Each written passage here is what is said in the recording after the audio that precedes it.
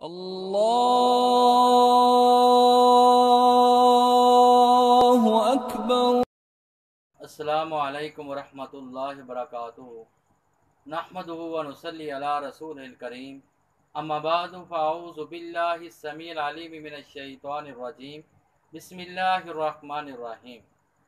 نبی کریم صلی اللہ علیہ وسلم نے فرمایا، جو انسان تین عیبوں سے، تین گناہ کبیرہ سے بچ جاتا ہے، وہ آسانی کے ساتھ جنت میں داخل ہو جائے گا۔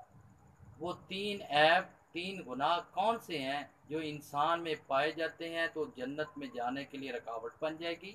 اگر نہیں پائے جاتے تو انسان آسانی کے ساتھ جنت میں داخل ہو جائے گا۔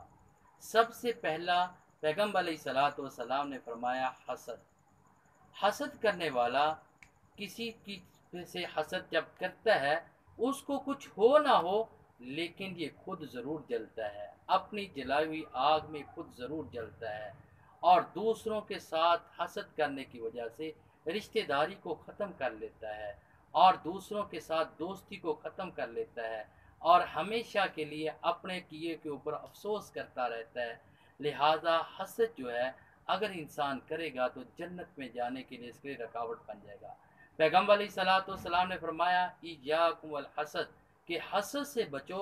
حسد آپ کی نیکیوں کو ایسے کھا جاتا ہے جیسے آگ جو ہے خشک لکڑی کو کھا جاتی ہے۔ اور دنیا میں سب سے پہلا جو قتل ہوا وہ بھی حسد کی بنیاد پہ ہوا، اور اسی طرح حابیل کو جس وقت قابیل نے قتل کیا تو حسد کی بنیاد پہ ہی قتل کیا۔ ابو جہل پیغمبر علیہ الصلوۃ والسلام سے حسد ہی کرتا تھا۔ اور دوسرے نمبر پہ تکبر۔ تکبر انسان دوسرے کو حقیر سمجھتا ہے، دوسرے کو اپنے سے کمتر سمجھتا ہے، اور اپنے آپ کو اس سے اعلیٰ سمجھتا ہے۔ حالانکہ روح زمین کے پیدا کیے گئے انسان سارے کے سارے برابر ہیں، اور جو تقوی کے لحاظ سے ہے وہ اعلیٰ ہے۔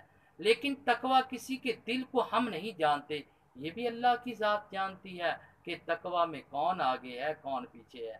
آج جس کو انسان حقیر سمجھتا ہے تو وہ انسان حقیر سمجھنے والا جو ہے، شاید جس کو سمجھا جا رہا ہے وہ ہزاروں سے بہتر ہو، اللہ کے نزدیک بہت اچھا ہو۔